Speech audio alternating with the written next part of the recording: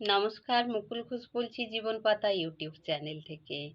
আজকে শোনাবো সঙ্গীতা বাইনের একটি লেখা। এখন শুধু ভালো লাগে নিজের মতো করে থাকতে। এখন কারোর সাথে তেমন কথা বলতে ইচ্ছে করে না।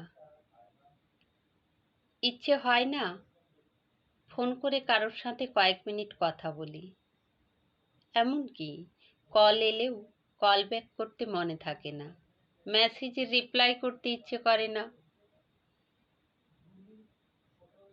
শুধু যাদের সাথে কথা না বললেই নয়, তাদের সাথে দু একটা কথা বললেও সব বিষয় নিয়ে কথা বলতে ইচ্ছে করে না। মন খারাপ, সমস্যা এসব বিষয় নিয়ে কাউকে বলতে ভালো লাগে না। এসবের জন্য আমি দুঃখিত। শুধু ভালো লাগে সারাদিন নিজের মতো করে থাকতে। ব্যস্ত থাকি বা না থাকি, নিজের সঙ্গ মাত্রাতিরিক্ত প্রিয় হয়ে উঠেছে। যে সঙ্গীহীনতায়, একাকিত্বে একটা সময় মন খারাপ হতো। মনে হতো আমি বোধহয় দুনিয়ার সবচেয়ে একলা অসহায় মানুষ। সেই নিঃসঙ্গতা, একাকিত্ব আজ যেন সবচেয়ে বেশি প্রিয় হয়ে উঠেছে।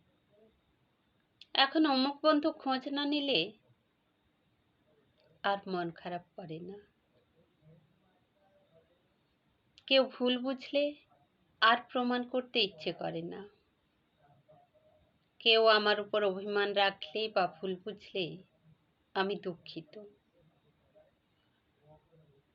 আমি আমার নিজের ইচ্ছের বিরুদ্ধে কারোর সাথে কথা বা সম্পর্ক কোনোটাই আপাতত রাখতে পারছি না। আর হ্যাঁ, উইথ আর উইথাউট কনভারসেশন, আমাকে যারা চেনেন, আমাকে বোঝেন, আমার মানসিক অবস্থা দু একটা কথা শুনেই বুঝে ফেলেন, নিজেদের বাউন্ডারি এবং প্রিভেন্সি দুটোই বোঝেন, তাদের প্রতি আমার কৃতজ্ঞতা। সময় দেওয়ার জন্য সবাইকে অনেক অনেক ধন্যবাদ। সাথে থাকুন, শুনতে থাকুন, দেখতে থাকুন জীবন পাতা ইউটিউব চ্যানেল।